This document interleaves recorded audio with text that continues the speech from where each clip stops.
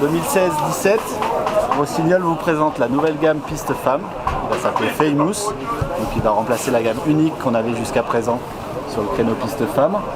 Le Famous, donc on part de 2, on va arriver à 10 pour monter en performance dans la gamme. Donc celui que j'ai ici va être donc le ski le plus polyvalent de la gamme piste femme.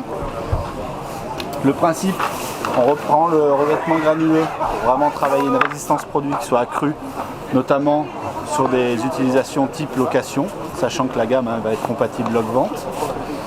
On travaille ce qu'on avait introduit il y a quelques années sur la série 7, qu'on a décalé sur la série All Mountain et sur la série piste cette année sur poursuite en unisex, c'est-à-dire la prop type.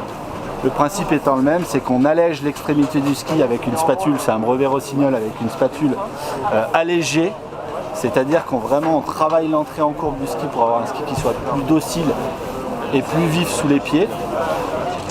Pour comparer à la gamme unique qu'on avait cette année, en piste femme, on a beaucoup plus de différences de performance d'un ski à l'autre, pour monter vraiment, si je peux dire, sur un vrai ski d'homme dans cette gamme-là avec le Famous 10 pour vraiment retrouver un ski ultra performant sur le créneau piste femme. Série 7 en freeride et les skis All Mountain Experience.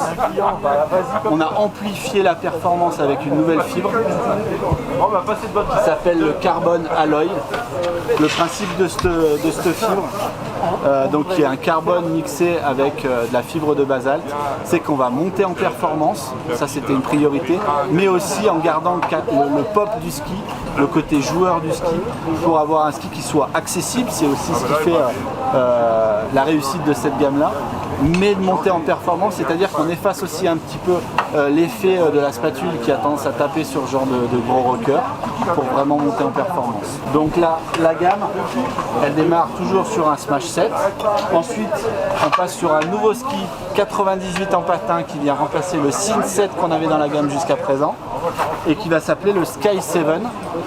Donc Sky 7, on se positionne sur un créneau 98 en patin, on passe sur un noyau allégé en Polovnia. C'est-à-dire que le ski, en fonction du package de fixation qu'on va lui mettre, on va plutôt l'orienter plus sur un créneau type freeride alpin ou alors vraiment sur le créneau free rando, sachant qu'on a un ski qui est ultra léger pour ce programme-là. Le Soul 7, on a un peu plus d'impact au niveau design. On passe sur la nouvelle fibre Carbon Alloy.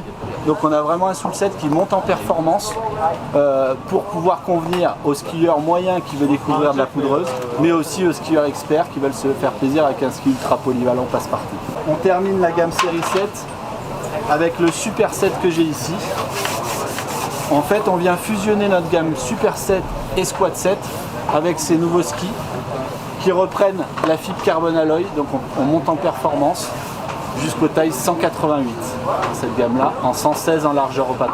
Dans la gamme All Mountain, on continue avec la gamme Experience. Le 88 bénéficie, bien sûr, comme la gamme Experience, de la nouvelle fibre en Carbon Alloy, c'est ce que j'ai ici. Donc on monte en performance au niveau du ski, on garde le pop du ski qui fait son intérêt. Et autre point ultra important, c'est un nouveau système plaque fixation qui s'appelle la Connect. La Connect, la particularité de ce système de fixation, c'est qu'on a un point d'ancrage qui est beaucoup plus large sur le ski. Ça fait qu'on a vraiment un appui qui va se faire directement au-dessus de la carre et donc on va vraiment gagner en précision en changement de carre à carre. Donc ce système-là s'appelle la Look Connect.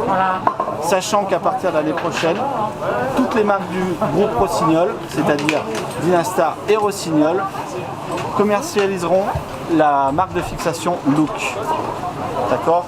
On veut vraiment rebooster cette jolie marque de fixation qui est Look et donc vraiment s'orienter sur de la première monte mais aussi sur de la seconde monte en fixation. La nouvelle butée sera compatible au double standard de semelle de ski, c'est-à-dire alpin et WTR. Voilà. On part du principe que le WTR est intéressant pour aller faire des marches d'approche en freeride, mais aussi pour monsieur tout le monde qui sort de son chalet pour lui éviter de glisser le premier jour des vacances, c'est pas mal aussi. Sur la gamme Hero, on bénéficie, et c'est d'autant plus important sur des neiges dures, donc sur de la gamme Hero, du nouveau système Connect, d'accord. Donc sur les Hero STTI et LTTI qu'on avait cette année, petit changement au niveau du décor, on rajoute un petit peu de couleur avec les PropTech en bleu ou en vert en fonction des modèles. Et un nouveau ski qui s'appelle le Hero Elite All Turn, qui vient se positionner sur le créneau 5,99 en prix de vente conseillé, que j'ai ici, qui reprend un peu le succès aussi de la gamme Poursuite, c'est-à-dire le revêtement granuleux qu'on connaissait, donc un bon vieillissement pour un ski comme son nom l'indique, le All Turn, qui va s'adapter à tous les types de virages, à la fois de la grande courbe et du petit virage type slalom.